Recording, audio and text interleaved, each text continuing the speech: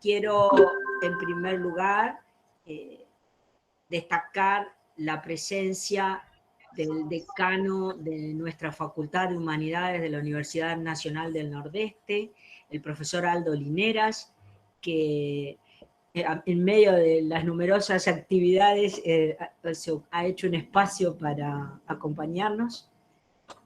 También está presente la doctora María Silvia Leoni, que es la secretaria general de Ciencia y Técnica de nuestra Universidad Nacional del Nordeste, y que es la secretaría precisamente que acoge nuestros proyectos de investigación, que los avala y los acredita. Y quiero también destacar la presencia desde España, en este momento, de David Hernández, del doctor David Hernández de la Fuente, que va a ser nuestro primer conferencista y es uno de nuestros invitados, así como invitados especiales, así como el otro especialista, Rodrigo Lajan Cohen, que es de Buenos Aires y que va a estar mañana dando su conferencia. Tenemos también la presencia de Norma Bregañolo, la profesora Norma Bregañolo, que es la secretaria de Extensión, Capacitación y Servicios de nuestra facultad, quien está facilitando mucho la difusión de las jornadas y de todas las actividades de los proyectos, y además la difusión a través del grupo de Facebook de la facultad. Tenemos presentes veo algunos rostros y he visto algunos nombres, numerosísimos colegas de otras universidades de la Argentina, y también estudiantes, además de docentes e investigadores de distintas universidades de nuestro país. Les quiero decir y dar la bienvenida también, que hemos tenido casi 300 inscriptos, y hay gente inscripta de Chile, de Brasil, de México, de Uruguay, de Colombia y de España. Es decir que en alguna medida, a pesar de las dificultades en que nos encontramos en la actualidad por la pandemia, en este aislamiento que tenemos del contacto persona a persona, a la vez estas herramientas nos están posibilitando este contacto más fluido entre personas que por allí, si no estaríamos, por las distancias, no podemos tantas veces encontrarnos, ¿no? Es decir que a pesar de los pesares, esto tenemos que agradecer. Además de estas bienvenidas, quería explicarles que nuestro grupo de investigación, estamos formando un grupo de estudios helénicos y de la tradición clásica y sus proyecciones, que tuvo su inicio unos 5 años atrás, dirigido por otra profesora, Gladys Villalba, que ya se retiró, no del estudio, pero sí de la actividad académica universitaria. Y el grupo empezó a conformarse con personas que nos reunábamos por temáticas e intereses comunes en la investigación, y reunimos entonces a investigadores y estudiantes, docentes, investigadores y estudiantes que están presentes en estas jornadas, y que somos de diferentes disciplinas, desde la historia, la filosofía y las letras. Es decir, que lo que intentamos es que, y por eso lleva este subtítulo las jornadas, lo que intentamos son las perspectivas interdisciplinarias, es decir, en las representaciones en torno a la alteridad en la antigüedad tardía, pero enfocadas desde distintas perspectivas que intentan confluir y conformar a la complejidad de este objeto. El objetivo de realizar estas jornadas, transitando prácticamente el segundo año de nuestro proyecto de investigación sobre las representaciones del otro, el relato de viaje, en la antigüedad tardía, focalizado en los textos de Nono de Panópolis, atribuidos, en primer lugar, en el texto que en castellano podríamos llamar Vida y Hazañas de Alejandro el Macedonio, que es del siglo III después de Cristo y es atribuido a Pseudo-Calístenes, pero de autor incierto realmente, y por otra parte del siglo V, el texto de Nono de Panópolis, Dionisíacas. Eso nos ha agrupado a los distintos investigadores y investigamos la alteridad en el sentido de que el encuentro con el otro en los viajes que relatan estos textos, uno es el viaje de Alejandro Magno y el otro el viaje del dios Dioniso, siempre en los ambos casos hacia Oriente, esos encuentros con el otro, con la alteridad, van llevando adelante un juego que por el contraste con lo diferente, ya sea el otro denominado bárbaro o en algunos casos alguno salvaje, o también desde estas perspectivas aparece en la mujer como un otro, va definiendo una alteridad que tomamos, una alteridad entre griegos y bárbaros, pero siempre teniendo en cuenta que se trata de textos, estos que tomamos, que pertenecen a un periodo en que ya estamos en el imperio, bajo el imperio romano, y cuyos autores habitan en lugares periféricos incluso del imperio, y en realidad no son griegos específicamente, sino que hay una elección de la lengua griega para la escritura. Bueno, y todos esos elementos hacen a nuestras reflexiones y a nuestro objeto. Lo estoy diciendo sucintamente como para dar una idea de que entonces este objetivo de estas jornadas virtuales es la difusión, la puesta en discusión de nuestros primeros avances y el poder dialogar con otros. Voy a dejar lugar a nuestro decano, profesor Aldo Linera, que ya he presentado, para que él también nos dé unas palabras de inicio y de bienvenida. Muchas gracias, Alejandra. Bueno, muy buenas tardes a todos, a todas. Muchas gracias, doctora María Silvia Leoni, secretaria general de Ciencia y Técnica, por acompañarnos.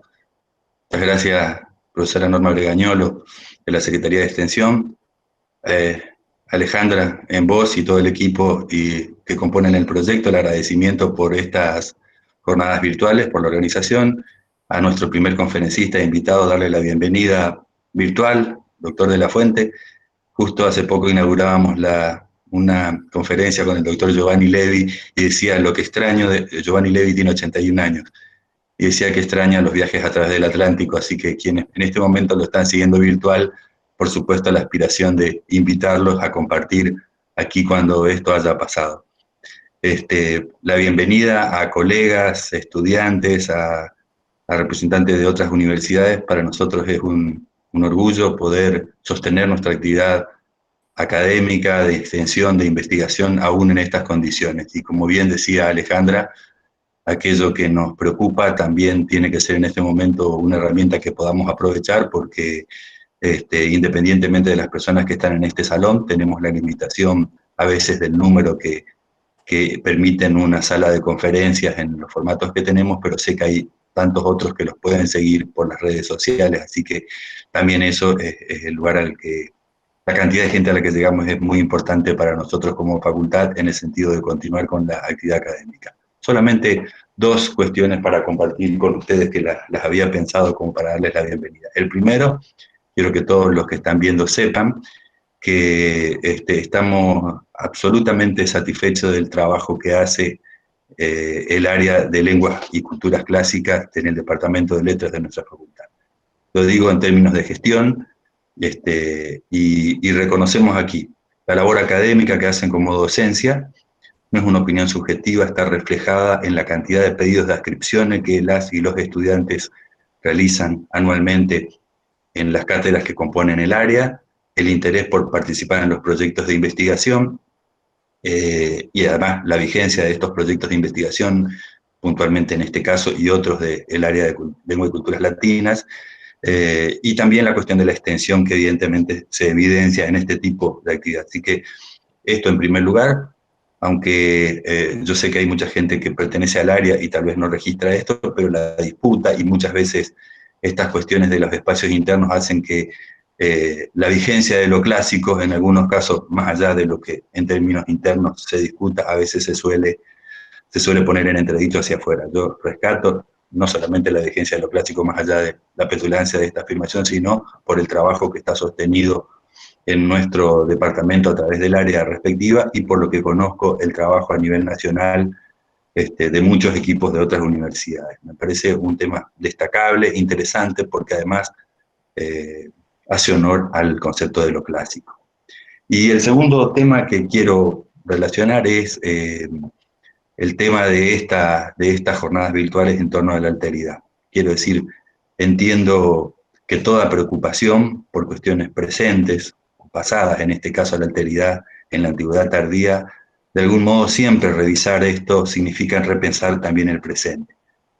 Y hoy como nunca me parece que el tema de la alteridad es un tema vigente que hay que rescatar, que hay que pensar en las tradiciones en que esté inscrita, porque tenemos un desafío como sociedad. Y esta alteridad que a veces nos tiene, perdonen los que no son de la Argentina, y por ser autorreferenciales, nos tiene discutiendo tanto en términos sociales. Yo claramente entiendo que entender al otro en la Argentina en este momento es preservar su salud, preservar su tranquilidad, tratar de mantener las actividades de nuestros estudiantes, de nuestros docentes, y quiero decir, hacer el mayor aporte pensando en aquellas cuestiones que ha desnudado la pandemia, que preexistían sin duda, pero se han visibilizado, como la falta de equidad, la falta de muchos elementos para hacer de esto una actividad placentera, digo, por parte de estudiantes, pero también en el caso de muchos trabajadores de la docencia. Así que me parece que pensar esta cuestión desde el concepto que estoy seguro ustedes lo abordarán con una mirada científica, profunda, reflexiva, en los campos que decía Alejandra, desde una mirada interdisciplinaria, sirve para pensar también este presente. Así que el reconocimiento de la facultad, el pedido de continuar trabajando en este sentido y aprovechar estas herramientas que tenemos afortunadamente a disposición, lo que aquí estamos. Muchas gracias nuevamente, Alejandra, y a todo el equipo por la organización de estas jornadas. Muchas gracias a todos, todas quienes han dado cuenta de esta invitación y participan de este numeroso grupo hoy aquí. Bienvenidos a la Facultad de Humanidades y, por supuesto, a la Universidad Nacional del Nordeste. Gracias. Muchas gracias, querido Ángel. Gracias por tus palabras. Voy a agradecer, antes de ir a la presentación de nuestro invitado, voy a agradecer el trabajo de coordinación y de gestión de toda la herramienta virtual, porque esto que hoy estamos haciendo, de estar conectados, también requiere que muchos de nosotros aprendamos a gestionarlo en Internet y de diversas maneras, y generalmente de forma gratuita vamos consiguiendo casi todo, salvo aquellas herramientas en las cuales nos apoya nuestra misma facultad. Entonces, quiero agradecer el trabajo de coordinación de toda la gestión virtual que está haciendo la profesora Lucía Casalviñote, es decir, los que son parte de nuestro grupo, ¿no? Pero que están haciendo un esfuerzo grande en esto. Marita Pinilla, que es profesora y también estudiante, integrante del grupo, que está encargada hoy de ser hospedadora, y mañana lo va a hacer la profesora Belén Maidana. Y además, hoy tenemos a quien está encargado del chat, que para hoy va a ser Nicolás Vallejo Zacarías, y mañana Agustín Aldaves, ambos son también integrantes de nuestro proyecto.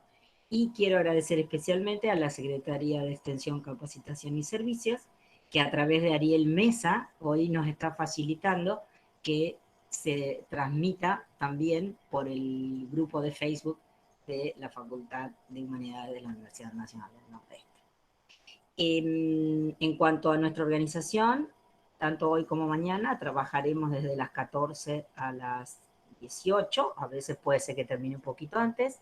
Hoy tenemos una conferencia y un panel, y mañana desde las 14, 2 paneles y una conferencia de cierre. Y ahora sí, voy a dar lugar a lo que más debe interesarle a todos, que es escuchar a David Hernández de la Fuente. David Hernández de la Fuente es doctor en Filología Clásica por la Universidad Complutense de Madrid y también doctor en Historia Social de la Antigüedad.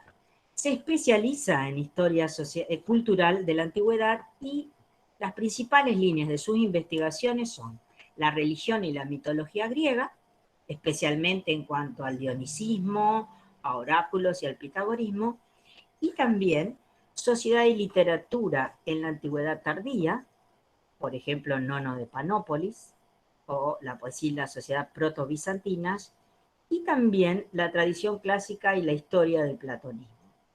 Él pertenece actualmente al Departamento de Filología Clásica de la misma Universidad Complutense, pero también ha sido profesor en la Universidad Carlos III, en la Universidad de Potsdam y en la UNED, incluso trabajando en carreras como filosofía e historia.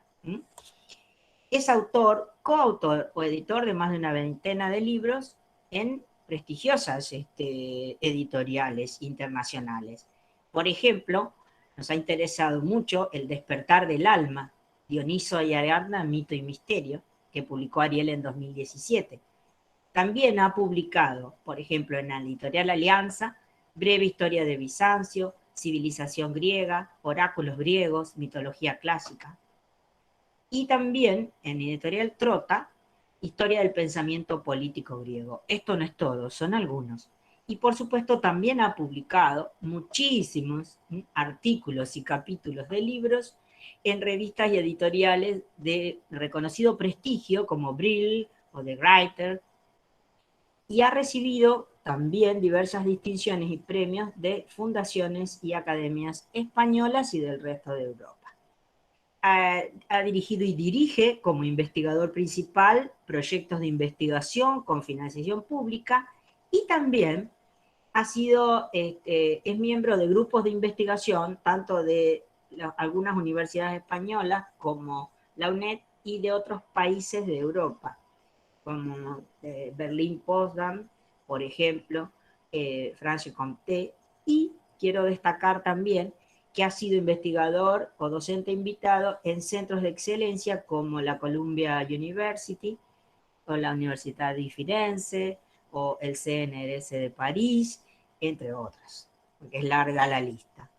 Es editor y miembro del consejo editorial de diversas revistas y colecciones de monografías. Por ejemplo, dirige la colección Temas de Historia Antigua de la editorial Síntesis. Y también quiero destacar que fue lo primero que a nosotros nos llevó hacia su obra, que es el traductor al español de los tomos 2, 3 y 4 de las Dionisíacas de Nono de Panópolis, que publicó Editorial Gredos. Los dejo con David Hernández de la Fuente y su conferencia Dioniso, tan lejos, tan cerca. Las preguntas y comentarios después de la conferencia. Vamos a darle espacio. Muy buenas tardes. Ante todo, mi agradecimiento por esta invitación. Es un honor estar aquí esta tarde-noche con todos vosotros. Si me permitís que os tutee, somos la gran familia de las letras clásicas, ¿no? Casi, pues me siento arropado por muchos colegas, compañeros en esos estudios griegos y latinos que tanto nos hacen falta hoy día, ¿no? En esos tiempos oscuros, ¿no? Porque nos traen luz, la luz de esos faros lejanos como el de Alejandría, donde se atesoraba el saber, la ciencia, el humanismo del mundo antiguo y del que estamos tan necesitados hoy, ¿no? En estos días, como digo, difíciles a uno y a otro lado del Atlántico. Bueno, muchas gracias por esta invitación, esta presentación. Como digo, estoy muy contento de poder compartir esta tarde con todos vosotros esta presentación, esta charla, que he titulado Dioniso, tan lejos, tan cerca. El título es un poco poético, me permitiréis, ¿no? que haga una incursión en esta figura tan especial, del que para mí es el dios sin duda más importante de la antigua Grecia, y no solo de la antigua Grecia, sino de Roma también, ¿no? Y no solo de Grecia y Roma, sino también del mundo tardoantiguo, en la confrontación última entre la religión grecorromana y la nueva religión del imperio, el cristianismo. Bueno, quizás alguien piense que exagero con esto del dios más importante, ¿no?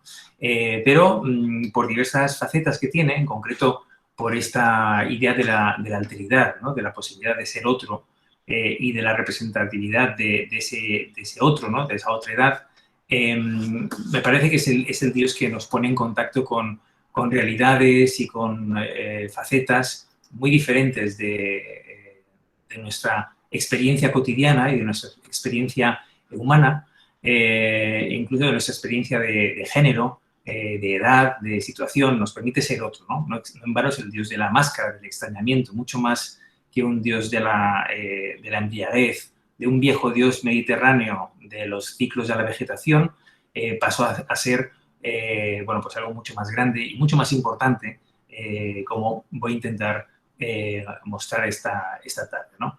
Me gustaría compartir también una presentación que me va a ayudar a seguir, sobre todo en imágenes, más que en textos, leeré algunos textos, pero también me gustaría realizar un recorrido por unas imágenes que puedan ser evocadoras de lo que quiero decir, ¿no? Esta idea de la lejanía y de la cercanía, del Dios terrible pero placentero, del Dios que ya parece muy antiguo en la literatura griega, desde Homero, con episodios como el de Licurgo, en la Ilíada, en el Canto VI, o en otros autores, en Hesíodo, en los himnos homéricos, y un Dios que siempre está a medio camino, ¿no? Lo retrata el poeta alemán Friedrich Hölderlin en unos versos memorables: el dios de la alegría, el joven Baco, cuando llegó del Indo, conquistándolo todo, despertando a los pueblos con el vino sagrado. Ese es el dios que viene, ¿no? Der kommende Gott, una celebrada expresión del poeta alemán que luego retomaría Walter Otto en un estudio del año 1933 titulado Dioniso, mito y culto. Dioniso siempre está llegando, siempre está viniendo. Aparece como un dios al que hay que honrar porque encarna diversas partes de la experiencia humana y sobrehumana, que voy a presentar en tres partes. Voy a hablar primero de una parte que he titulado Alteridad, ¿no? Al hilo de estos versos del himno homérico a Dioniso, acerca de Dioniso, el célebre, el hijo famoso de la gloriosa Sémele, voy a evocar lo siguiente: como una vez apareció junto al mar, no hollado. Bueno, es la famosa escena del rapto de Dioniso por unos piratas, de un joven Dioniso, cuando creían que era una especie de muchachito de buena familia que se podía raptar, el dios que se transforma y que luego en un momento dado, como muestra esta famosa copa de Berlín, manifiesta su poder, una epifanía fantástica, y convierte a los piratas, a sus raptores, en delfines, ¿no? Un animal también bueno, muy simbólico para el culto de Apolo, ¿no? Tenemos algunas cerámicas antiguas sobre este tema. Dioniso es un dios que está de viaje, muchas veces se le representa en el elemento acuático, viniendo en un barco. Su celebración, una de sus celebraciones principales en Atenas, las Nantesterias, bueno, reflejaban esta idea del carro naval, del barco que llega de fuera hacia dentro de la polis, que trae ese mundo externo exuberante, desmesurado, de la fertilidad sin freno, el mundo también de los animales, pero por supuesto del cultivo de la vid, siguiendo el calendario agrícola que regulaba las diversas festividades de Dioniso en Atenas, las Leneas, las Antesterias, las Dionisias, con motivo de la vendimia, de la apertura del vino, etcétera, etcétera, ¿no? Es un dios que está siempre viniendo, pero es un dios muy antiguo. Sabemos desde los años 50 del pasado siglo que es un dios muy griego, pese a que la racionalidad positivista europea se negó en principio a aceptar ese origen, ¿no? La tesis de Rode, por ejemplo, y de otros sabios del XIX, de la gran filología clásica alemana, lo perfilaban como un dios extranjero, siempre foráneo, siempre viniendo de Frigia, del Indo, como decía Hölderlin, de Oriente en todo caso, porque ese misticismo exacerbado, ese éxtasis que representaba, no sonaba a los eruditos positivistas germanos o anglosajones demasiado indoeuropeo, demasiado occidental, ¿no? Esa idea de que todo el misticismo viene de Oriente, que querían Bachofen, Kreutzer y otros sabios de esa época, ¿no? Pero, como digo, desde que se descifran en el pasado siglo las tablillas micénicas del lineal B, sabemos que Dioniso es tan antiguo como los otros dioses griegos y que realmente está entre nosotros, en Occidente, desde el comienzo. Y es esa otra edad que encarna la que no sabemos manejar muy bien. Y los filólogos y los historiadores y arqueólogos más positivistas no supieron qué hacer con Dioniso, ¿no? Es un dios incómodo, es un dios que mira de frente, como en ese famoso vaso François, en el que aparece la procesión de los dioses para entregar sus dones a los esposos del gran ciclo, que inauguran el gran ciclo griego de Troya, las bodas de Tetis y Peleo. Recibidos por Peleo están los dioses con sus diferentes dones. Dioniso, como veis aquí, mira de frente portando su regalo, el vino, por supuesto, como esos seres que han estudiado también los miembros de la Escuela de París, de Etienne, Frontis y Ducreux, esos seres inquietantes que parecen querer atravesar la imagen para llegar hasta nosotros, ¿no?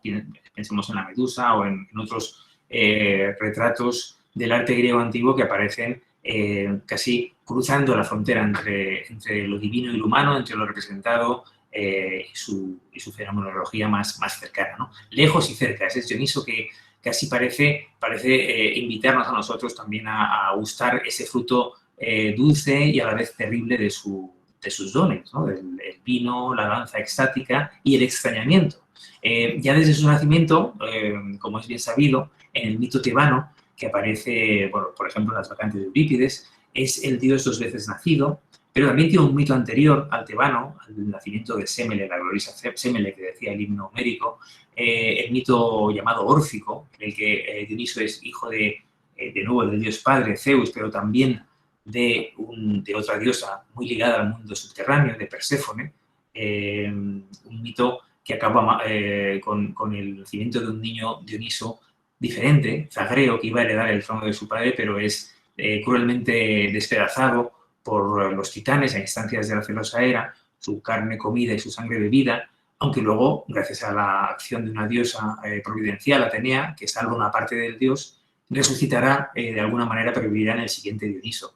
Bueno, es el dios niño, en todas las imágenes de la iconografía también aparece como niño, pero también es el dios adulto, barbado e incluso anciano, que cruza las edades, cruza, como digo, también las fronteras entre el campo y la ciudad, las fronteras entre lo humano y lo divino, entre lo humano y lo animal. Aquí aparece acompañado de uno de los seres de su cortejo, los silenos, los sátiros, estos seres híbridos festivos que le acompañan con el tirso, con la hiedra exuberante, con esas plantas con las que se le describe en la poesía desde muy antiguo. Pensemos, por ejemplo, en Arquíloco, que sabe, dice el famoso lírico griego, el ditirambo de Dioniso, o los ditirambos como género literario, subgénero de la lírica que atraviesan toda la lírica griega arcaica, ¿no? Hasta llegar a Píndaro, hasta llegar al siglo IV ateniense también, en una pervivencia muy importante de Dioniso en la literatura, a la par que en las imágenes de los vasos. También es el dios que reconcilia el campo con la ciudad. Aquí vemos la escena famosa de la reconciliación entre Festo y Hera, madre e hijo. Bueno, ya sabéis que Festo también es un dios popular, un dios de las clases trabajadoras. La interpretación de Abdab Trabulsi, de índole marxista, ya antigua, hace énfasis en esa importancia de Dioniso y de Festo como dioses democráticos, transversales. Bueno, él es no en vano el que permite que madre e hijo, separados por una pelea antigua, se reconcilien. También es un dios rodeado de mujeres. Recordad el dictum de Bachofen, ¿no? Der Frauengott, ¿no? El dios de las mujeres. Un dios masculino que está rodeado por sacerdotisas, ménades, bacantes, mimalones, mujeres dionisíacas que bailan y cantan en los montes y cazan con sus manos animales que despedazan, en unos ritos que también se creía por parte del positivismo, pensemos en Rapp en el siglo XIX, estos filólogos que veían en el arte griego de las Ménades y en las bacantes euripideas un rasgo solo mítico, legendario, pero también sabemos por la epigrafía descubierta y comentada, por ejemplo, por el tristemente fallecido Albert Heinrich en un artículo estupendo, que el menadismo era real, era histórico. Había legislación sobre el menadismo, había embarazos no deseados en las correrías de las mujeres fuera de la polis, había, en fin, ciertas regulaciones también de leyes sagradas sobre estos temas. Dioniso permitía también salir de la polis, no solo encarnaba la entrada en la polis de diversos elementos, también sobrenaturales. Pensemos en las antisterias cuando se cierran los otros templos de Atenas, porque Dioniso, al que le gusta el contacto con el mundo del más allá, el Dioniso del lago, el himneo, procura también la promiscuidad con los muertos, ¿no? Con el más allá, con los otros lados, con la otredad, en definitiva. También permite a las mujeres salir de la ciudad e ir a los montes a realizar esos ritos vedados para los hombres, para los ciudadanos en general, según pinta Eurípides, por lo menos en ese testimonio literario tan estupendo del mito, que son las bacantes, y nos permite conocer esa otra feminidad de la mujer alternativa, ¿no? La mujer dionisíaca es muy variada. Tenemos una mujer extática, como estas Ménades, pero también tenemos una mujer que aparece perfilada como iniciada, como cónyuge del dios. Ahí está siempre la sombra de Ariadna, quizá uno de los grandes misterios de la antigua Grecia, ¿no? En el caso de la princesa cretense Ariadna y su doble peripecia mítica y legendaria, de ser la guardiana del laberinto, la que traiciona a su patria, a su padre y a su medio hermano, y consigue que el héroe extranjero, Teseo, triunfe bajo promesa de un matrimonio. Luego es abandonada y su segunda vida, despertada por Dioniso, como veremos en el siguiente epígrafe, le permite una pervivencia muy interesante, ¿no? Me gustaría terminar esta primera incursión, esta primera casi provocación sobre Dionisio y la alteridad, precisamente con un lamento, de Ariadna, tendida, temblorosa, como un moribundo al que calientan los pies, sacudida hay por fiebres desconocidas, tiritando ante afiladas flechas de hielo, acosada por ti, pensamiento innombrable, oculto, aterrador, cazador tras las nubes, los ditirambos de un poeta también filósofo y muy posterior, por cierto, a los citados, que es Friedrich Nietzsche, los ditirambos de Dioniso, ¿no? Uno de los autores que representan la actualización del dionisismo para la modernidad y para el pensamiento moderno. Y también nos habla mucho de la alteridad, ¿no? Y del conocimiento de lo dionisíaco como pulsión oculta, como irracionalidad, como parte del ser humano que hay que integrar, ¿no? Y que luego será, por supuesto, retomada por Freud, que es otro gran devoto dionisíaco, ¿no? Ya lo comentaremos en breve. Vamos a una segunda parte que he titulado de lejanía, porque aparte de la promiscuidad, de la mezcla de géneros, del cruce al otro lado, del mundo de los muertos también, de la mezcla entre varones y hembras, Dioniso aparece siempre como el afeminado, así le critica Penteo en las bacantes de Eurípides, aparece también rodeado de animales, él mismo con partes de animal a veces, con cuernos, o rodeado de seres estrafalarios y medio animales, ese dios que es niño, joven, imberbe y luego también, como en las imágenes más arcaicas, una especie de adulto barbado, incluso anciano, ese dios que cruza todos esos ámbitos va lejos y nos lleva muy lejos, tan lejos como esa puerta del más allá que se abría preliminarmente en los misterios. Esta vez la cita es de Nono, el poeta dionisíaco de la antigüedad tardía, tan lejano también, tan complejo de entender para nosotros todavía, entre medias, entre el mundo antiguo y el mundo ya casi cristiano y medieval, cuando dice Nono que el soberano Baco lloró para disolver o enjugar las lágrimas de los mortales, ¿no? En este hexámetro de un momento crucial del poema, que es la metamorfosis del Eromenos, del amado de Dioniso, llamado Ámpelo, es decir, la vid, que muere y es metamorfoseado en el fruto que lleva su nombre, y por tanto adquiere una vida imperecedera, ¿no? Eso gracias a las lágrimas de un Dios que en la antigüedad tardía puede llorar, pero en la antigüedad más remota, en el arcaicismo griego, no lloraba, sino que era un Dios cruel. Bueno, es un Dios de dos máscaras, como sabéis, la máscara cómica, la máscara trágica, pero también es el Dios de las bodas y de los funerales, es el Dios que nos conduce lejos a la lejanía también del otro lado, ¿no? de la muerte.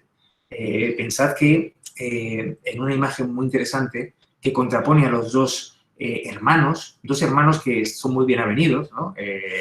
Hermes y Dioniso, ¿no? Aquí tenemos a Hermes entregando a Dioniso a su padre Zeus. Hermes suele ser el que cuida al Dioniso joven. Hermes, como Dios que guía las almas, el psicopompo que conduce las almas al otro lado, las lleva justo hasta la frontera, pero no cruza la frontera. En cambio, qué diferente es Dioniso, que se complace en cruzar siempre el límite. El Joros, el limes romano. Él pasa al otro lado y nos lleva a conocer la otra experiencia, a cambiar de sexo, a cambiar de edad, a cambiar de forma. También es un Dios que promueve la metamorfosis y, por supuesto, promueve la metamorfosis del alma que está en los misterios, ¿no? ¿Cómo no recordar este precioso fresco romano tan célebre de la Casa de los Misterios, de la Villa de los Misterios, donde aparece un programa iconográfico en torno a una mujer todavía no bien desvelado ni comentado, con mucha incertidumbre y disputas entre los estudiosos, que nos habla de diversas etapas, algunas de sufrimiento, otras de ordalías, pruebas diversas que acaban con la felicidad dionisíaca en un banquete eterno entre las máscaras teatrales y con un Dioniso que se reclina en el regazo de su mujer o de su madre, que son las dos interpretaciones, ¿no? ¿Quién es esta mujer? ¿Esta es Semele o es Ariadna? Es la cónyuge dionisíaca a la que eleva al cielo en un catasterismo legendario, o es su madre, la que por cierto también eleva del Hades al cielo, ¿no? Esposa o madre es la mujer dionisíaca, la que encarna el alma de la iniciada o del iniciado dionisíaco, que es capaz de atravesar el valle de lágrimas de nuestro mundo material y llegar al mundo inteligible.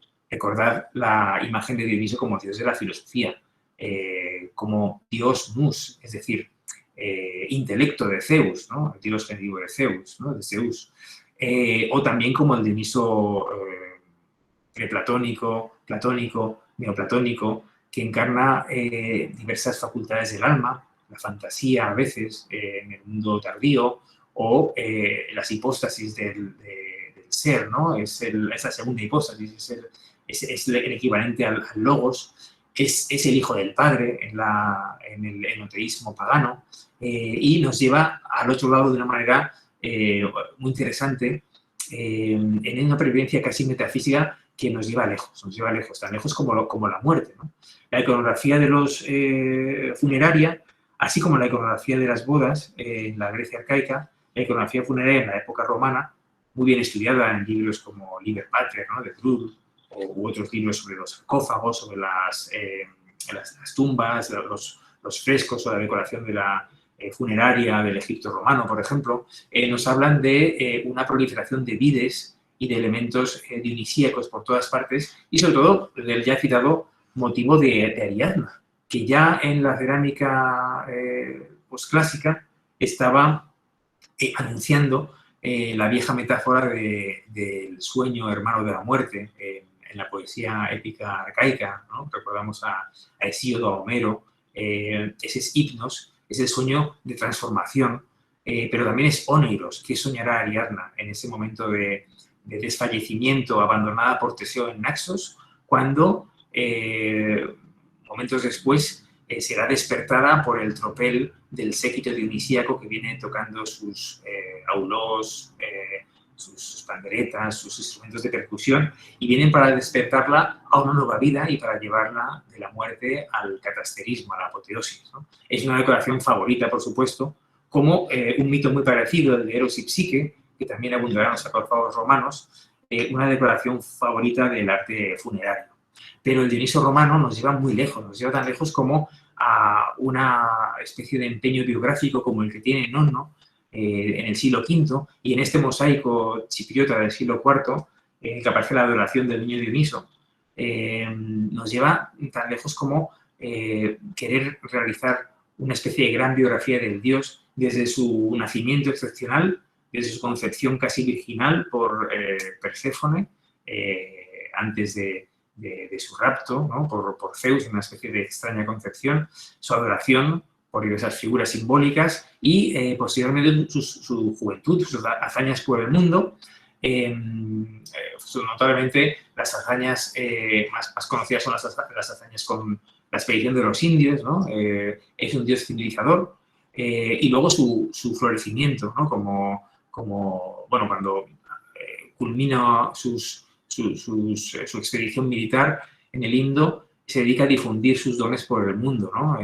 La acme, como en este mosaico, ¿no? Que hizo con esta personificación del florecimiento, del florecer, se dedica a difundir sus dones, la vid, el vino, la danza, el éxtasis y el extrañamiento por todo el mundo, ¿no? Y ahí el poema de Nonno es muy interesante porque es una muestra de este empeño tardío en configurar una biografía completa del dios que, por supuesto, le equiparará con Cristo, en una vertiente salvífica, una vertiente de hechos, de milagros, bueno, también de metafísica, que ya estaba en embrión, ciertamente, en la época arcaica, pero que ahora se desarrolla ya, bueno, pues de una manera muy, muy evidente, ¿no? Es muy curioso pensar en este paralelo entre Dioniso y Cristo que va trazando imágenes semejantes del dios, ¿no? Hay un mosaico que no he traído, que está conservado en un museo japonés, en Mijo, que es un Dioniso transformado por unos cristianos en un Cristo, ¿no? Con una herida en el costado. Bueno, eso es, digamos, es una transformación bastante sensata en este contexto tardío, en el que los filósofos, por un lado, es decir, la élite cultivada, y las clases populares, por otro, que seguían, por supuesto, respetando el calendario agrícola dedicado a Dioniso, notan esta confluencia en diversos ámbitos de actuación del Dios que renueva, del Dios que salva, del Dios que llora por sus semejantes, ¿no? Que es una especie de nueva vocación que va teniendo en esta época. Y el poema de Nonno, a mi ver, es una especie de contrapartida literaria de todo este movimiento, bueno, pues ideológico, podríamos decir, que se ve en las artes y del que eran muy conscientes con preocupación los propios padres de la Iglesia, ¿no? Desde Clemente de Alejandría hasta Eusebio de Cesarea o Lactancio, hay muchos, pues hasta Teodoreto, hay muchos escritores cristianos que son conscientes de los peligrosos parecidos y semejanzas entre ambos dioses y que se intentarán conjurarlos de alguna manera. Bueno, en el mundo de la metafísica me gusta mostrar esta combinación de acompañantes al otro lado, ¿no? O esas posturas tan semejantes en el mundo de Egipto, en el Egipto romano, con los ecos, por supuesto, del Egipto faraónico, pero sobre todo en el Egipto pagano, con Dioniso y su compañero Pan, o con esta pintura sobre madera de época copta, con un abad copto acompañado por Cristo en este paso al otro lado, en este paso a lo lejano. Bueno, es sabido que la vid y lo dionisíaco será una de las primeras representaciones de Cristo en el arte antiguo, junto con otros modelos como Helios o como Orfeo, ¿no? No se representará el crucificado hasta relativamente tarde en la época cristiana, hasta el siglo IV o V, cuando empieza la representación del Dios en la cruz, ¿no? Pero, ante todo, el maestro en el cáliz, con la vid, con las hojas de parra, incluso con la hiedra y con otros elementos dionisíacos es muy normal, ¿no? Es muy normal verlo por todas partes. Esto es especialmente interesante cuando hablamos del mundo tardío. Hemos hecho un salto del mundo arcaico al clásico, al romano, ahora al tardío, en el mundo del Bajo Imperio Romano en las telas coptas que muestran la convivencia, la coexistencia de motivos dionisíacos y motivos cristianos, ¿no? Bueno, el arte sobre tela de los coptos con ese estilo extraño, un tanto naif, que habla el nuevo idioma pagano y a la vez introduce el nuevo mundo cristiano, ¿no? En telas que combinan figuras dionisíacas con otras, como las anunciaciones cristianas, conviviendo en una misma tumba, con personajes que realmente uno no sabe muy bien si son dionisíacos o cristianos, ¿no? Aquí sí porque pone Dionisos, ¿no? Con todos estos telares coptos que hoy día nos fascinan tanto, ¿no? Muchos de ellos en el Metropolitan, como este de aquí, en el Bode Museum de Berlín, de arte bizantino. Bueno, muchos de estos ejemplos nos hablan de una pervivencia del dionisismo tan tardía como el siglo V o el siglo VI, ¿no? Del siglo VI es esta copa de marfil que muestra precisamente la expedición a la India de Dioniso. Digamos que es la hazaña bélica principal del dios que adquiere carta de naturaleza desde las conquistas de Alejandro Magno. Alejandro se perfila también como un nuevo Dioniso. En el mundo de la política, los emperadores, los potentados, los generales del mundo helenístico o romano van muy lejos también de la mano de Dioniso, ¿no? Pensemos en los títulos de Neos Dionisos, ¿no? Nuevos Dionisos, como por ejemplo el propio Alejandro, Ptolomeo II, más cercano al mundo romano Marco Antonio, también un nuevo Dioniso junto con Cleopatra, con su amante, ¿no? Con la nueva Isis. Claro, la interpretatio de Dioniso como Osiris era muy obvia desde el mito órfico del despedazamiento de Zagreo.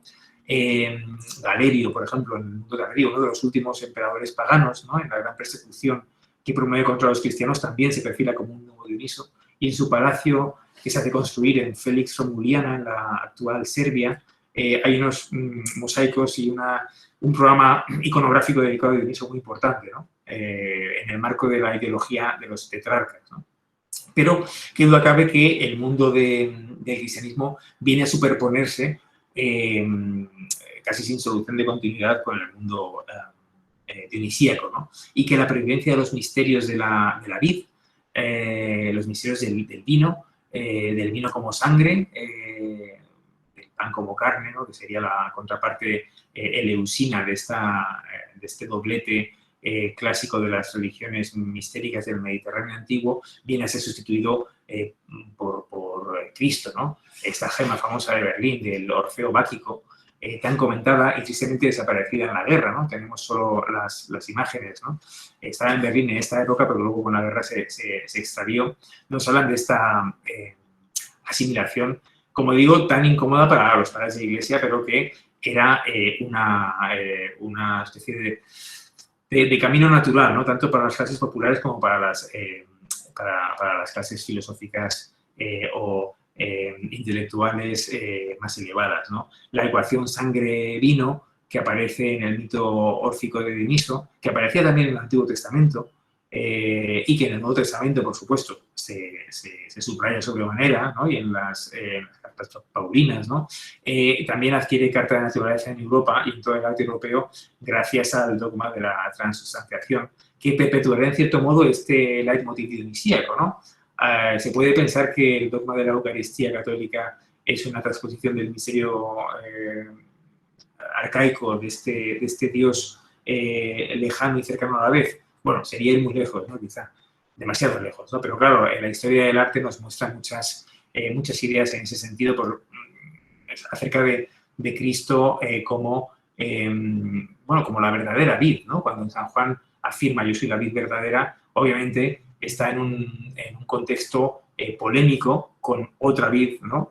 Otra vid que disputaba quizá el lugar, ¿no? Bueno, en el arte medieval, sobre todo a partir del concilio de Letrán, del cuarto de Letrán, en 1215, cuando se enuncia el dogma católico de la Eucaristía, tal y como se ha entendido hoy, hay una proliferación de este arte post-dionisíaco, podría ser, ¿no? En el que aparece Cristo como la vid, ¿no? Y, por supuesto, exprensado, ¿no? Es el tema iconográfico, en manuscritos sobre todo, pero también en el arte, pasará arte hasta el barroco, ¿no? Y hasta la Nueva España.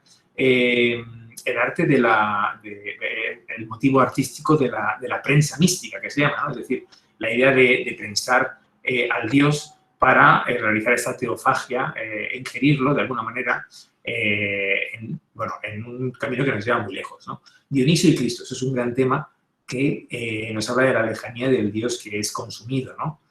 Cuya sangre es bebida, cuyo cuerpo es comido, ¿no? Y está en toda esta idea, ¿no? Pero a la vez, en la Edad Media, Dioniso también nos lleva a la alteridad, ¿no? Es percibido en toda la iconografía medieval, es muy interesante en la iconografía medieval de Dioniso como un ser diabólico, por supuesto acompañado de Pan, de los sátiros que tienen todos los rasgos de la iconografía cristiana del diablo, ¿no?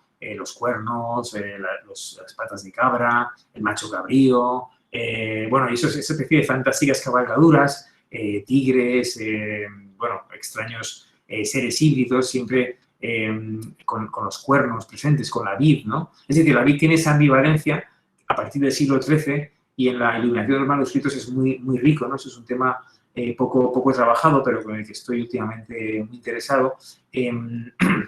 Como vemos aquí, un Dioniso diferente, ¿no? El dios diferente, ¿no? El dios diferente y que encarna otra visión de la vid, ¿no? Mucho más negativa y que se ven todas estas imágenes que no podemos comentar, ¿no? Pero que son riquísimas, ¿no? Dioniso, como personaje literario, por supuesto, tiene grandes hitos de la literatura dionisíaca clásica. Son el mencionado himno homérico a Dioniso, por supuesto las Bacantes de Eurípides. También están los poemas líricos donde aparece Dioniso, que son muy interesantes para comentar. Y, por supuesto, bueno, aparte de las menciones en la literatura mitológica que se hacen, el poema de Nono, que será traducido después de su editio Princeps en el Renacimiento, ¿no? Tendrá un boom editorial en el siglo XVII, en la época barroca, cuando se produce la primera traducción a la lengua moderna. Bueno, como veis también, esta iconografía del niño, también el joven, el afeminado, el anciano, con todos los mitos dionisíacos que recogen los artistas del momento, bueno, pues va a ser muy rica, ¿no? Y nos va a dar lugar a muchos comentarios, ¿no? Vamos a la última parte. Me gustaría ir encaminándome hacia el final de este tríptico que os quiero presentar esta tarde. La he llamado Cercanía y comienza con esos versos de Eurípides, que son muy conocidos. Yo llego aquí, el hijo de Dioniso, a esta tierra tebana, Dioniso, ¿no? Perdón, el hijo de Dioniso, el hijo de Dios, de Zeus, ¿no? Eco Dios pais tende zaballon zona, Dionisos conticte y poz que cat mucore, sembre. Bueno, llego yo aquí, hijo de Zeus, a esta tierra tebana, Dioniso, a quien engendró una vez la muchacha de Cadmos, Sembre, ¿no? Bueno, tras un parto con el fuego portador de relámpagos, ¿no? de truenos, en fin.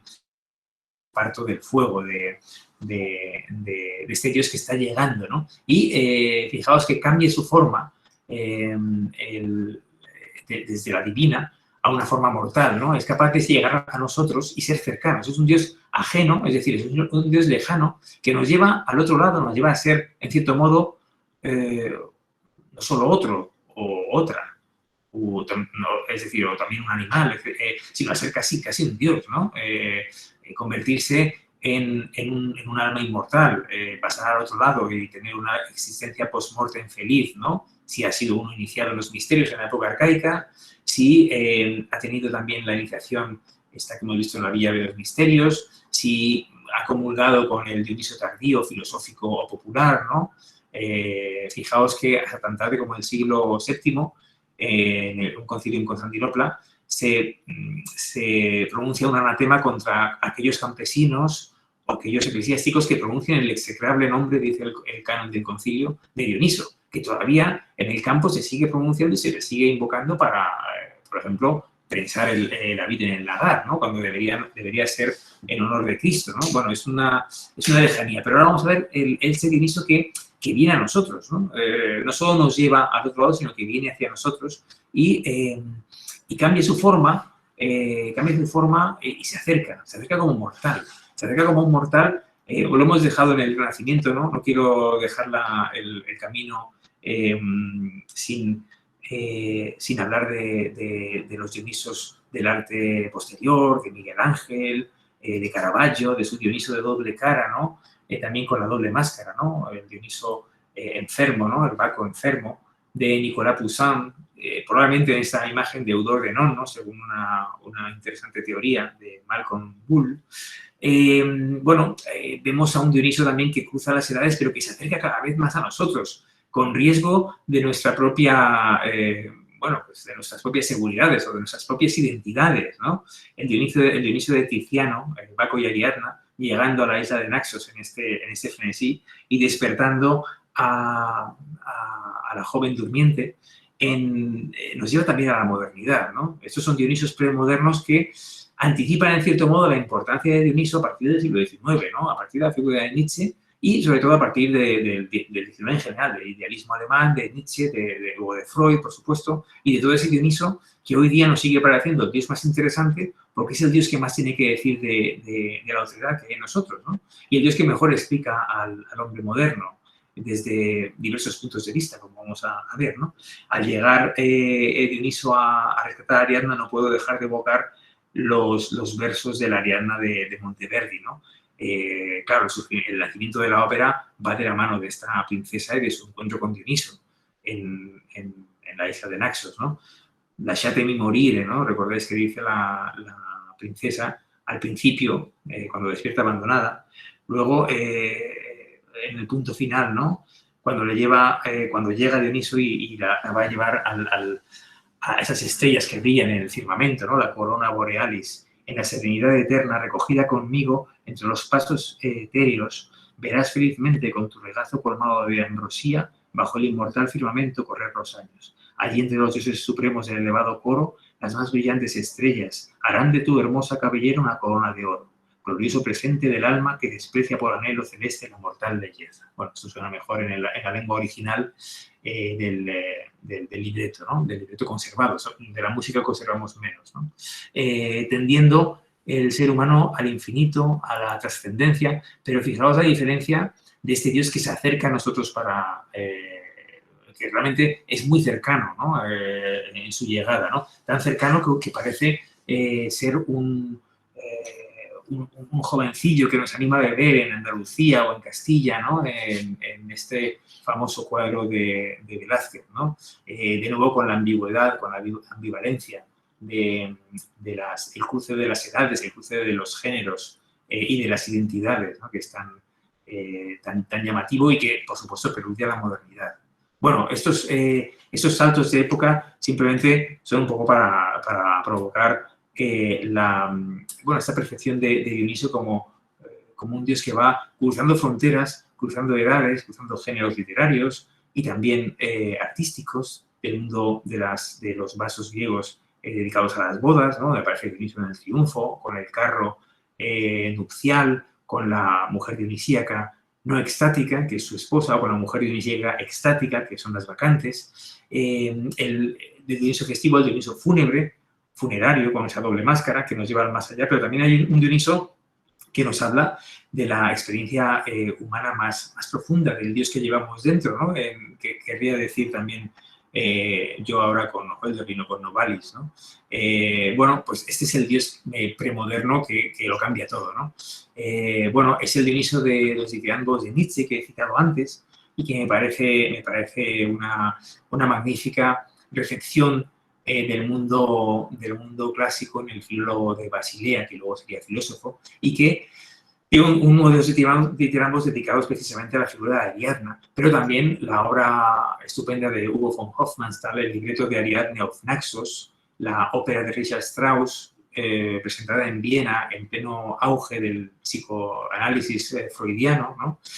La correspondencia entre Strauss y Hofmannsthal, el autor de la Carta de los Chandos, es magnífica al respecto, ¿no? Y esta ópera también de doble máscara, medio bufa, medio seria, pero realmente muy de la época, muy de este fin de siglo vienés y centroeuropeo que está cambiando tantas cosas, ¿no? Y en el que queremos ver en la Ariadna dormida los sueños de Freud, ¿no? La Ariadna de Villa Medici o la del Prado, ¿no? Esas muchas copias romanas de esta Ariadna durmiente que soñaba sin duda con su apoteosis dionisíaca y que tantas veces recrea Giorgio di Chirico a lo largo de su vida, tan influido por Nietzsche y por su lamento de Ariadna, Klage von Ariadne, ¿no? Y que finalmente acaba bueno, pues en el arte más actual, ¿no? Por ejemplo, con este ejemplo de Jeff Koons. Pero ¿por qué Dioniso en el mundo contemporáneo? ¿Por qué se puede decir que con Nietzsche cada generación tiene un Dioniso? Tiene un Dioniso y no hemos dejado de revisitar a Dioniso.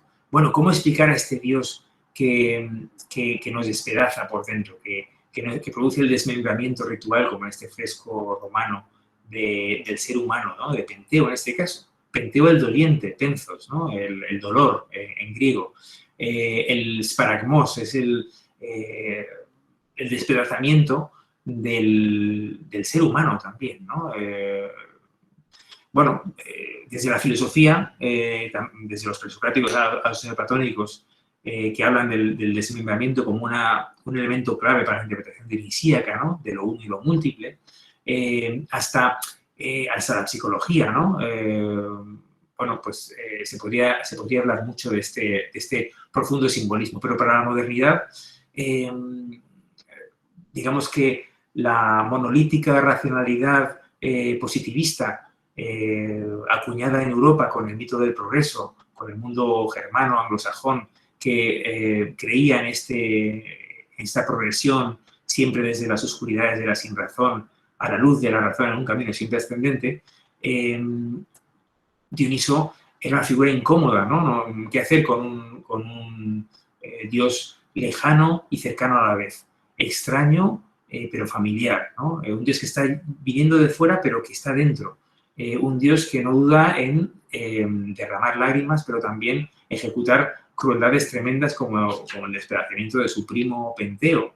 Un dios cuyos mitos oscilan entre la hospitalidad y la xenofobia, ¿no? La filoxenía y la xenofobia, ¿no? El dios llega con sus dones y o es recibido bien, por ejemplo, por Icario, que acepta sus dones y se somete a su parte irracional, o es rechazado, ¿no? Y entonces Penteo o Licurgo son castigados con terribles penas, como la locura, el despedazamiento.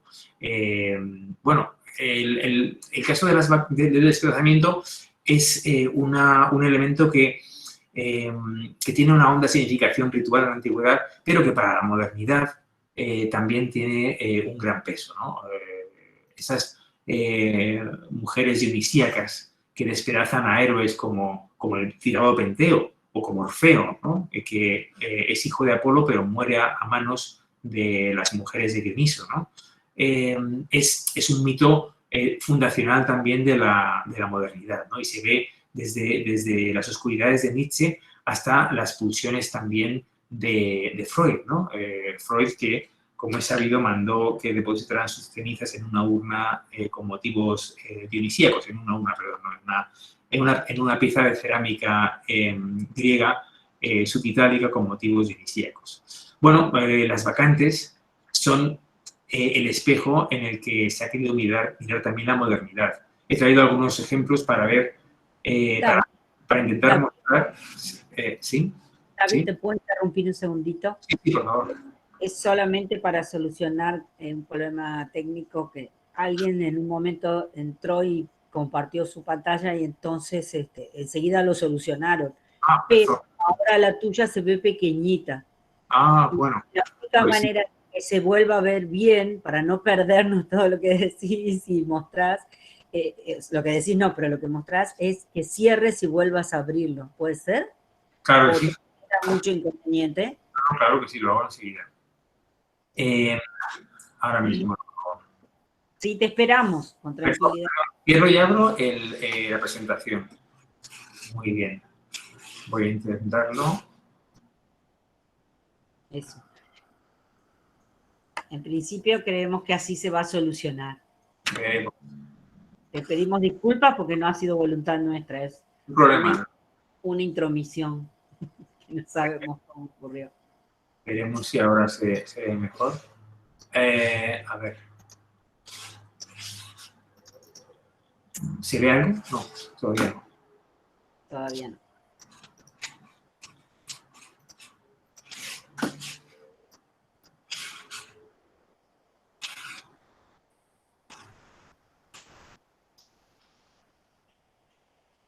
¿Qué tal ahora? Ahora está empezando. Ahí estamos. Otra vez. Muy Bueno. bien. Gracias, David, y disculpa. No pasa nada, lamento el problema. Bueno, la recepción de las vacantes en el mundo moderno es apabullante. Es una obra que había pasado bastante inadvertida desde su recuperación posthumanista, ¿no? en el 18, y que había pasado no inadvertida, sino quizá interesadamente silenciada en el marco del teatro griego, donde, bueno, pues muchos otros modelos van a pasar a la ópera, pero fijaos hasta qué tarde no pasan las vacantes a la ópera, ¿no? Estamos hablando de Henze, ¿no? De Pasaguinen, en la ópera del siglo XX. O pensad en el compositor polaco Szymanowski, ¿no? Con su obra El rey Rogelio, Król Roger, ¿no? En polaco. Dos obras muy importantes para la ópera moderna, que se basan en las vacantes de Eurípides, que había sido una obra un tanto silenciada con la que no se sabía qué hacer, ¿no? Hasta esta revolución nietzscheana, freudiana del despedazamiento interior, ¿no? Es muy interesante ver la reflexión de las vacantes en todas las artes modernas y del dionisismo en general. Yo simplemente traigo un par de ejemplos, ¿no? En la obra de Tennessee Williams, De repente el último verano, llevada al cine por Mankiewicz de una forma magistral, ¿no? Con Elizabeth Taylor, Montgomery Clift, Katharine Hepburn, ¿no? Con esa escena dionisíaca de la muerte por Esparagmos de Sebastián, ¿no? Entre música también extática, o la performance de Richard Schechner, filmada por Brian De Palma en el año 69-70, Dionysus in 69.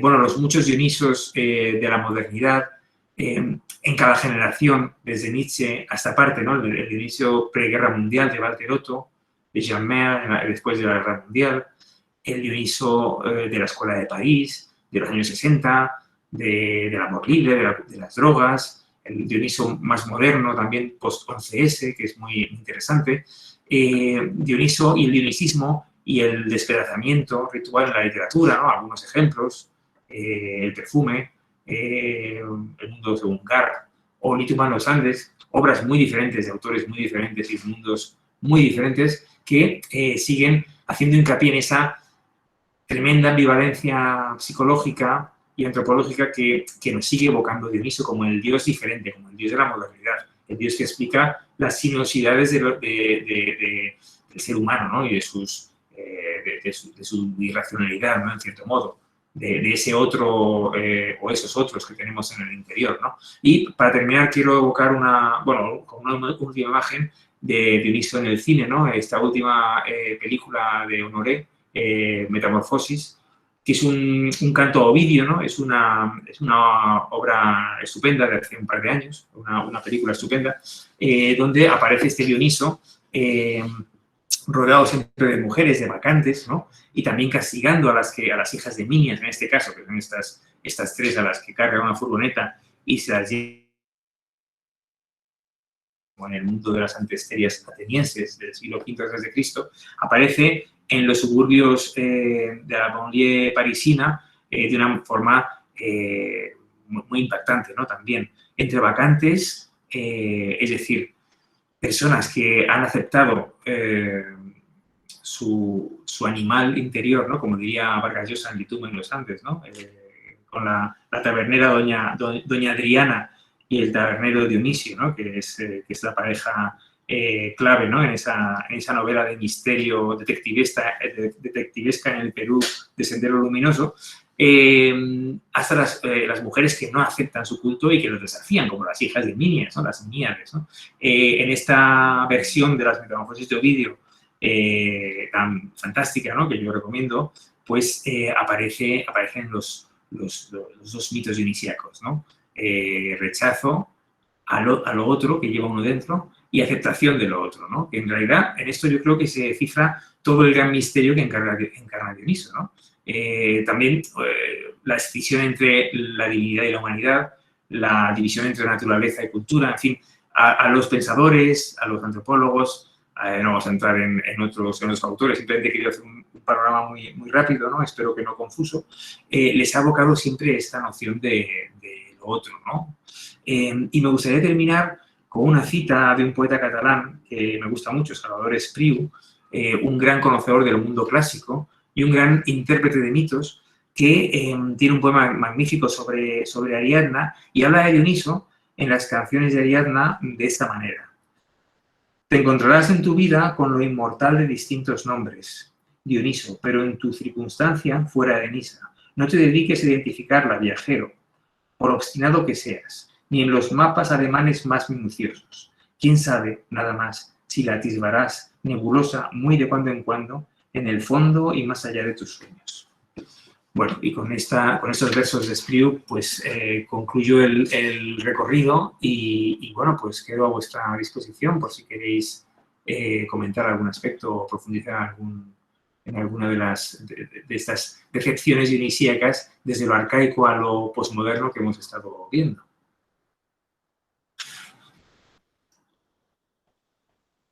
Bien, muchas gracias por este excelente recorrido que nos ha llevado a pensar e imaginar muchísimo a partir de lo que dijiste. Ahora queda abierto el espacio para preguntas o comentarios que quieran realizar. Podemos ver si alguien en el chat ha anotado alguna pregunta o algún comentario como para iniciar. No sé si, Nicolás, hay algo allí. Buenas tardes a todos y todas. Buenas tardes, doctor Hernández de la Fuente. Elena Cassandra le pide si puede repetir, por favor, el nombre del poeta catalán que había mencionado. Lo acabo de escribir sí, está en el chat. Perfecto, muchas gracias. Es un poeta magnífico, como Carles Riba, otro, yo creo que son los dos, por lo menos que a mí más me gustan. Tiene el Descansos de Ariadna, tiene varios poemarios donde trabaja mucho el mundo clásico. Riba también traducía del griego, era un gran helenísta. Y Espriu, pues tiene interpretaciones fantásticas de diversas heroínas, por ejemplo, Antígona, ¿no? Que dedica también una obra muy impactante justo en el año 38, cuando las tropas de Franco entran en Barcelona. Al hilo de la mitología, también cuenta mucho de su experiencia poética, de su experiencia vital, y es uno de los grandes poetas dionisíacos de este Mediterráneo nuestro, ¿no? En el mundo, catalán y español. También puede ser, si no hay otra pregunta en el chat, que alguno de los presentes quiera habilitar momentáneamente su micrófono para hacer un comentario o alguna pregunta a David.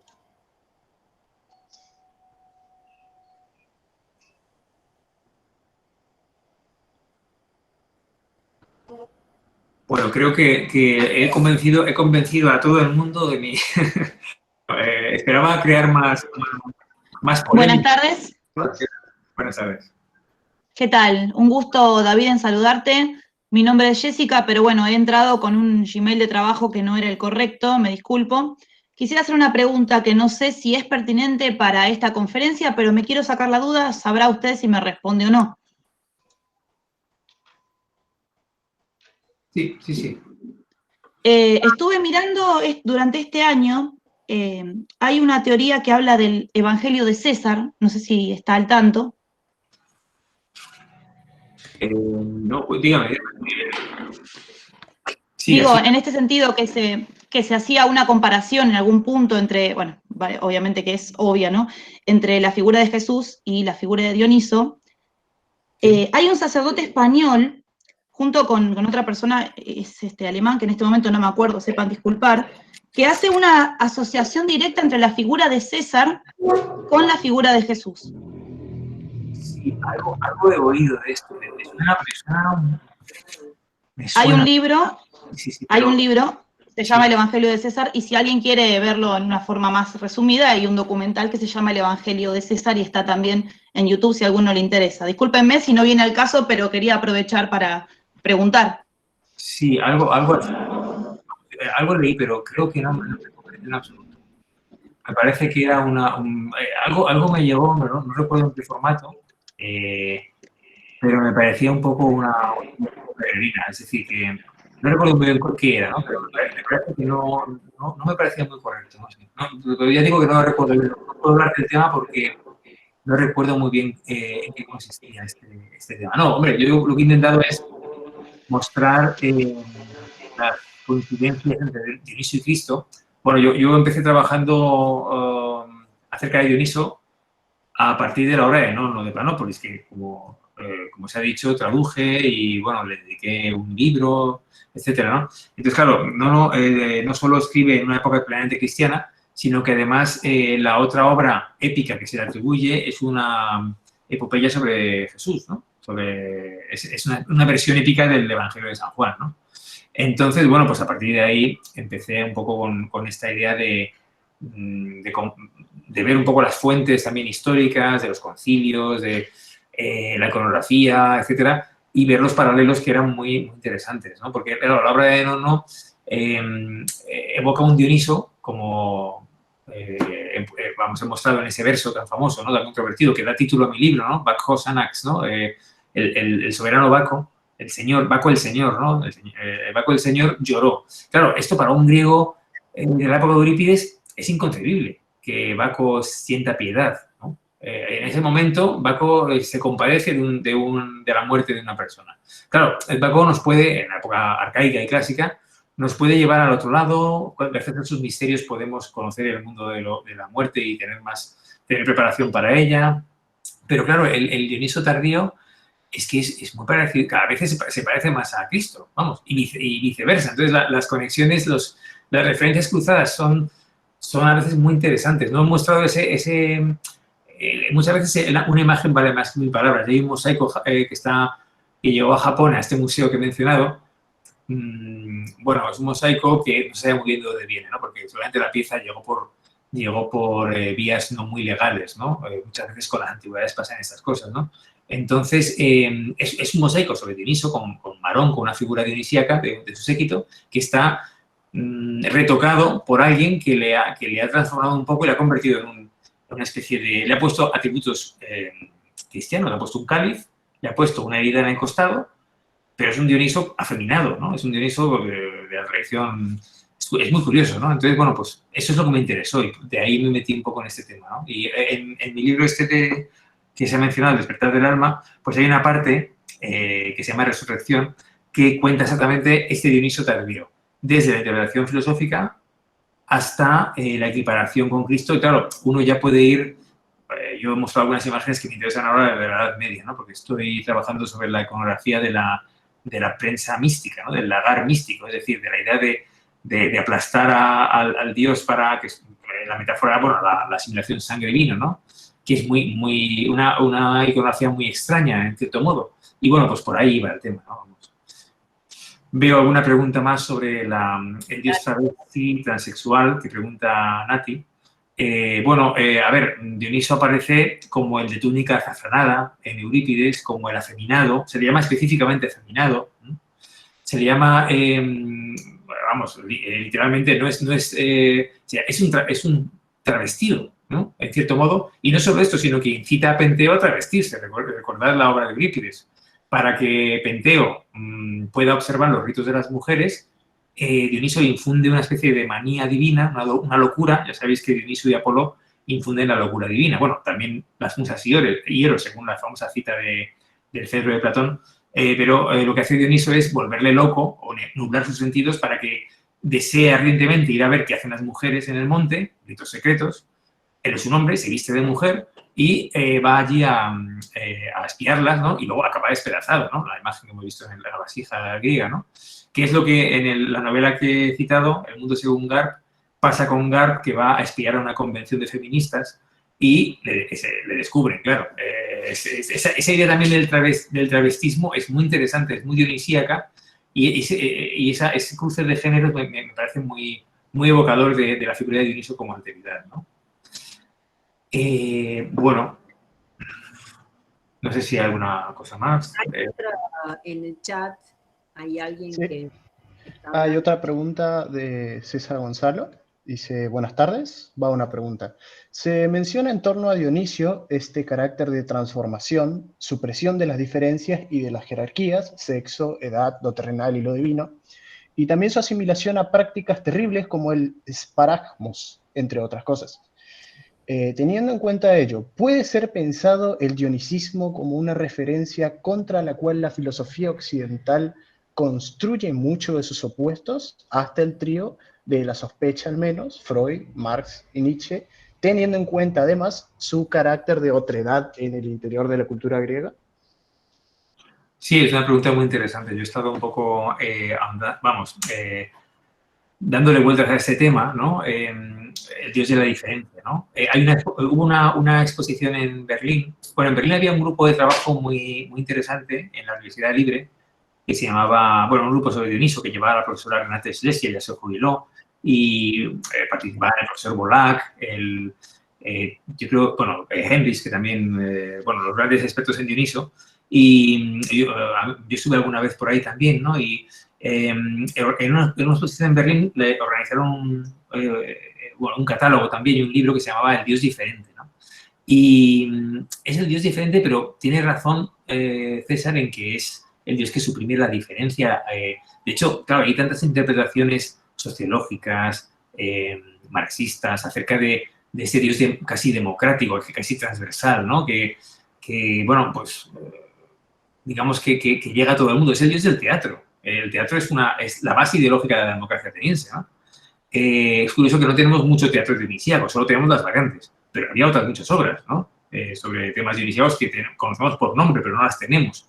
Pero la doble máscara dionisíaca siempre estaba ahí. Estaba el Ditirambo, que era un poema dionisíaco que también había certámenes financiados por dinero público, en el caso del teatro eran liturgias, ¿no? Era un impuesto, pero también en los Ditirambos había premios, digamos, importantes. Es decir, era un dios que sí, significaba la otredad y la diferencia y la supresión de estas fronteras, pero a la vez la diferencia de los griegos con la filosofía occidental, en su mayor parte, es que ellos sí aceptaban esa diferencia y sí la tenían presente, la honraban dentro de sí, ¿no? La honraban dentro de la polis, hasta el punto de que había un calendario de fiestas dionisíacas, con las antesterias como lugar central, con un triduo de fiestas estupendos, ¿no?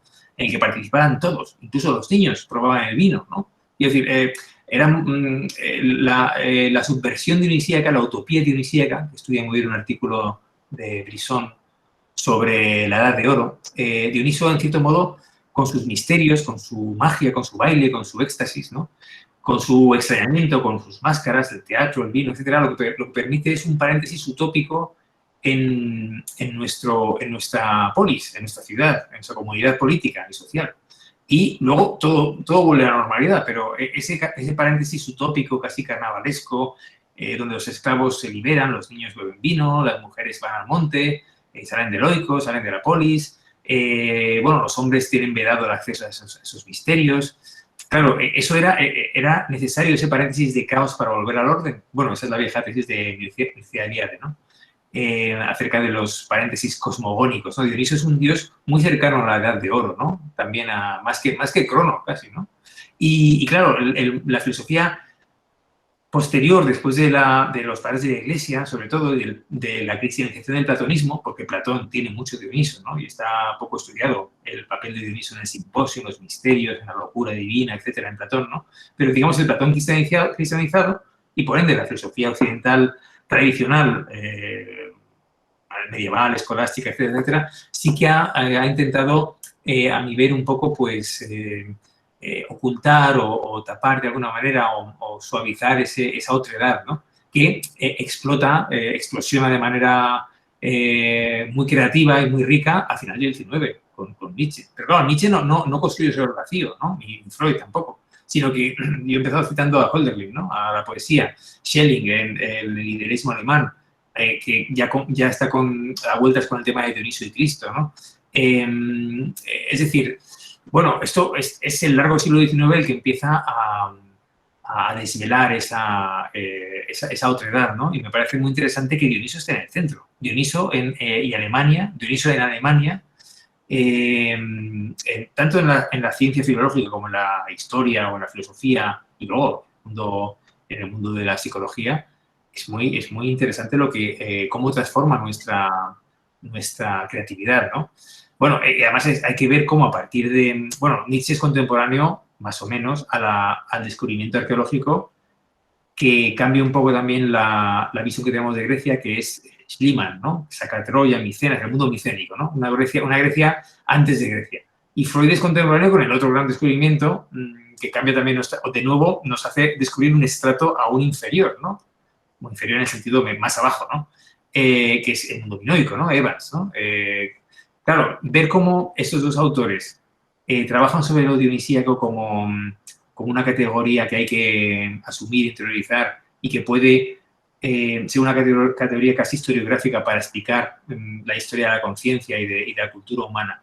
Y cómo inmediatamente después de Nietzsche y de Freud es recibido eso con una potencia poética brutal por los creadores. He puesto a Giorgio Di Chirico, ¿no? Que era muy nietzscheano, ¿no? Y que pinta a lo largo de su vida 80 veces el tema de Ariadna, ¿no?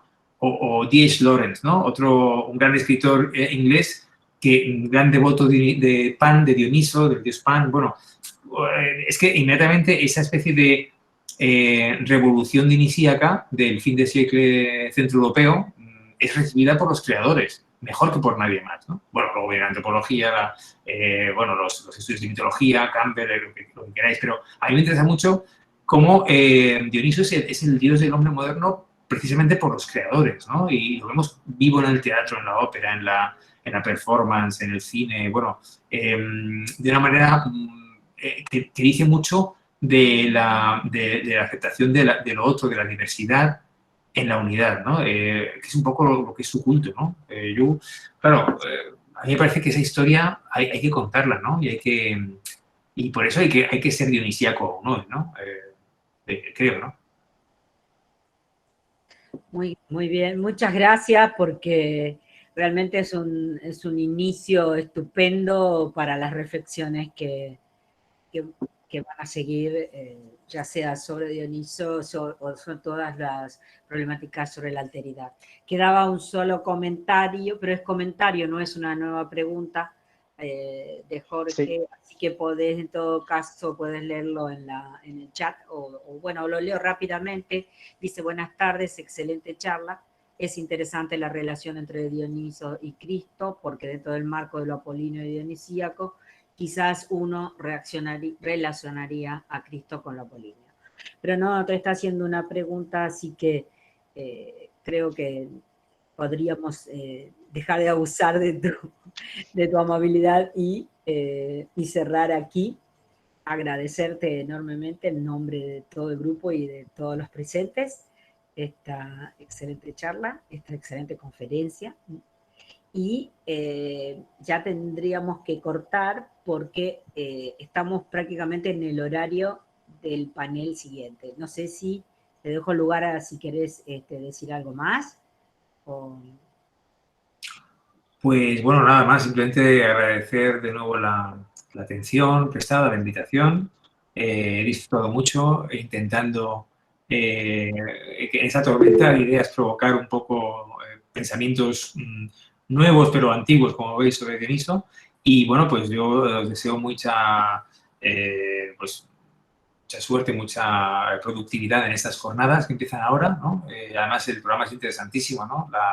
Los estudios sobre la novela de Alejandro, del Pseudo Calístenes, los estudios sobre Nono, en fin, me parece que es unas jornadas interesantísimas y vamos, os deseo unos 2 días muy, muy productivos y muy, muy felices, que vaya todo muy bien.